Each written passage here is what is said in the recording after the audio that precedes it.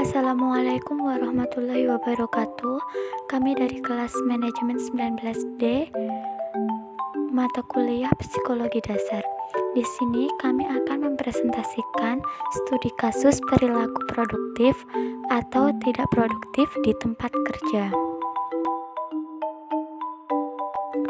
Kelompok kami beranggotakan 2 orang. Yang pertama yaitu Tiara Novianis Karmelati dengan NPM 1901010198, dan yang kedua saya sendiri Atlas Amiratul Aida dengan NPM 1901010214. Kami mengambil kasus dari PT Raikom Dokumen Solusi. PT Raikom Dokumen Solusi sendiri adalah perusahaan yang bergerak dalam penawaran solusi layanan dokumen. Kinerja PT Raikom Dokumen Solusi. Yang pertama adalah kemampuan intelektual. Kemampuan intelektual di PT RDS atau Raikom Dokumen Solusi sudah sesuai bidangnya. Hanya saja ada SDM yang penempatannya belum sesuai kompetensi yang dimiliki, sehingga menurunkan kinerja karyawan karena memerlukan waktu untuk beradaptasi terhadap pekerjaannya. Kinerja karyawan di PT Raikom Dokumen Solusi yang kedua adalah disiplin kerja. Kehadiran dan ketepatan waktu belum dimaksimalkan secara maksimal oleh karyawan PT RDS yang dilihat dari presensi dengan fingerprint. Dan yang ketiga adalah target produksi. Target produksi di PT RDS dapat diselesaikan sesuai jadwal tergantung dari masing-masing tim produksi, dan target produksi tergantung permintaan konsumen. Dan yang keempat adalah kepuasan kerja. Karyawan di PT Raikom Dokumen Solusi belum merasa puas karena belum mampu memberikan dampak signifikan terhadap pemenuhan kebutuhan hidup dari hasil kerjanya, sehingga perilaku produktivitas kurang maksimal. Baik, sebelumnya perkenalkan, nama saya Tiara Novianis Karmelati, NPM 198, yang akan menjelaskan materi selanjutnya tentang poin 5, yaitu motivasi. Motivasi di sini memang sangat diperlukan perusahaan untuk mendongkrak perilaku produktivitas karyawannya. Nah, motivasi ini terdiri dari 2 macam, yaitu motivasi finansial dan motivasi non-finansial.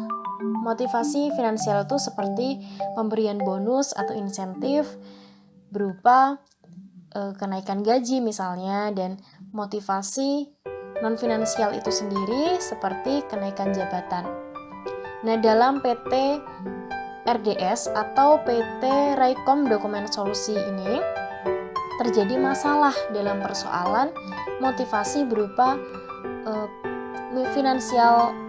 motivasi finansial atau dalam persoalan insentif, yaitu insentif yang diberikan perusahaan Raikom Dokumen Solusi ini belum mampu meningkatkan kinerja karyawannya gitu. Sebenarnya hal ini terjadi di sebagian besar perusahaan ketika motivasi berupa insentif atau pemberian bonus gaji itu tidak mempan, karena seseorang pasti merasa selalu belum cukup, selalu merasa kurang terus gitu. Tapi ketika hal itu diberlakukan dan menyebabkan respon yang tidak signifikan bagi perilaku produktif, maka perusahaan bisa mengakali sebenarnya dengan memberikan motivasi non-finansial seperti kenaikan jabatan. Namun dengan catatan juga tidak serta-merta semua karyawan diberikan motivasi non-finansial itu, karena Dalam kenaikan jabatan, tentu juga harus mempertimbangkan faktor-faktor yang lain seperti kinerjanya atau seperti lamanya ia bekerja atau kontribusi yang karyawan itu bisa berikan. Jadi itu bisa menjadi pertimbangan untuk memberikan motivasi kepada karyawan agar mendongkrak perilaku produktif bagi karyawan di dalam perusahaan itu sendiri. Faktor selanjutnya yang mempengaruhi perilaku produktivitas dalam perusahaan Raycom Dokumen Solusi ini ada gaya kepemimpinan. Jadi di dalam perusahaan Raycom Dokumen Solusi atau PT RDS ini, manajer ini sangat dihormati oleh karyawannya karena mampu memberikan arahan yang tepat. Kemudian manajer ini juga mengerti keadaan karyawannya dan mampu memberikan motivasi untuk bekerja keras guna menghasilkan produk sesuai standar perusahaan. Jadi dalam studi kasus ini, gaya kepemimpinan dari manajer pada perusahaan PT Raycom Dokumen Solusi ini sudah bagus dan sudah bisa mempengaruhi perilaku produktivitas dari karyawannya gitu secara positif. Nah, pada poin selanjutnya, ini ada lingkungan kerja.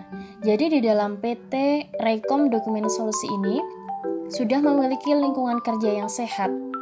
Jadi, lingkungan kerja yang sehat ini bisa mempengaruhi kinerja karyawannya untuk menghasilkan produk sesuai target yang ditetapkan tentunya ya, dan sesuai standar perusahaan juga.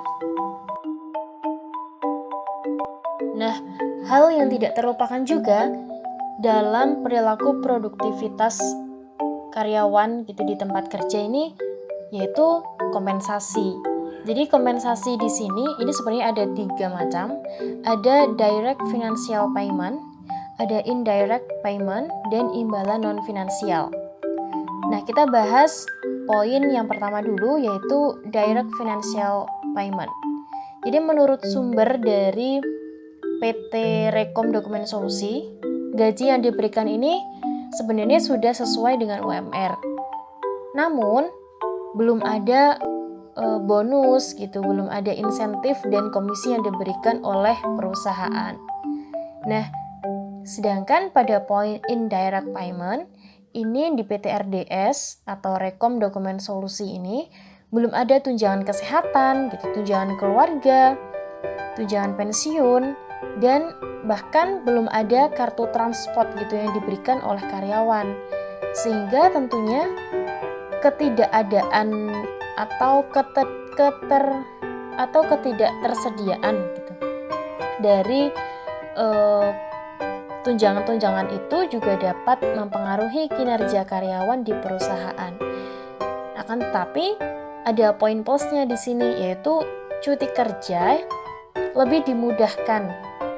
Nah, hal ini juga dapat membuat karyawan senang gitu kan dan dapat meningkatkan kinerjanya karena siapa sih gitu yang nggak senang diberikan kemudahan dalam mengambil cuti kerja, misalnya ada acara atau ada pekerja dari luar kota kemudian ingin pulang untuk bertemu keluarganya. Pasti cuti kerja ini adalah suatu hal yang sangat penting. Nah, jadi bisa membuat kinerja karyawannya di sini tuh meningkat karena dimudahkan dalam mengurus hal itu. Nah, di poin yang terakhir ini ada imbalan non-finansial. Jadi PT Raycom Dokumen Solusi ini memberikan jam kerja yang fleksibel itu yang dapat membantu karyawannya dalam menjalankan pekerjaannya. Nah, serta memberikan proyek baru gitu pada setiap produksi yang memiliki kerumitan sendiri. Jadi pada setiap produksi itu proyek yang diberikan kepada perusahaan tidak monoton, tidak hanya itu-itu saja gitu. Jadi karyawan ini merasa tertantang gitu dengan hal baru. Namun ada minusnya juga. Fasilitas kantor ini dirasa belum bergengsi gitu, atau saya belum bangga kok menjadi bagian dari pekerjaan ini gitu, karena fasilitas di sini ya belum terlalu memadai gitu. Jadi mau pamer ke yang lain mungkin ya tentu ya itu tadi merasa belum bergengsi tadi gitu. Jadi fasilitas di sini mungkin bisa lebih ditingkatkan lagi bagi PT Raikom Dokumen Solusi. Berdasarkan pembahasan studi kasus pada slide sebelumnya, kami simpulkan bahwa karyawan di PT Raikom Dokumen Solusi ini memiliki perilaku kurang produktif dengan alasan dimensi kinerja PT RDS atau PT Raikom Dokumen Solusi pada poin ketepatan waktu ini rendah. Bisa dibuktikan dengan pembahasan sebelumnya tentang disiplin waktu yang diberlakukan di perusahaan ini kurang ditaati oleh karyawan. Kemudian yang kedua, kinerja kurang efektif akibat dari penempatan sumber daya manusia yang sesuai keahlian ini tidak merata atau beberapa tidak ditempatkan sesuai keahliannya gitu. Sebenarnya hal itu bagus gitu kan, tidak terlalu buruk kalau misalnya ditempatkan di ditempatkan di departemen lain yang tidak sesuai keahlian kan, jadi bisa mempelajari hal baru gitu, jadi bisa keluar dari zona nyaman saja. Tapi hal itu juga ada nilai negatifnya ketika SDM ini ditempatkan sesuai keahliannya gitu. Tentu saja dia sudah menguasai hal itu, dia sudah bisa mempunyai gambaran atau dia sudah terbiasa gitu dengan memegang alat-alat itu atau sudah terbiasa memecahkan masalah terkait keahliannya itu. Jadi hasil yang diberikan oleh karyawan yang sesuai keahlian itu akan tentunya akan lebih bagus, akan lebih produktif juga dibandingkan yang ditempatkan tidak sesuai keahliannya. Kemudian ada alasan juga ini ya, karena kurangnya kompensasi yang diberikan perusahaan dan kurangnya motivasi terkait dengan insentif. Jadi hal ini menjadi alasan mengapa perilaku karyawan itu kurang produktif. Nah, kemudian selanjutnya ada alasan lain lagi, yaitu kepuasan kerja karyawan ini yang rendah, sehingga berpengaruh pada rendahnya produktivitas yang diberikan karyawan. Baik, sekian pembahasan kasus dari kelompok kami pada perusahaan PT Raikom Dokumen Solusi. Terima kasih atas perhatiannya. Kami undur diri. Wassalamualaikum warahmatullahi wabarakatuh.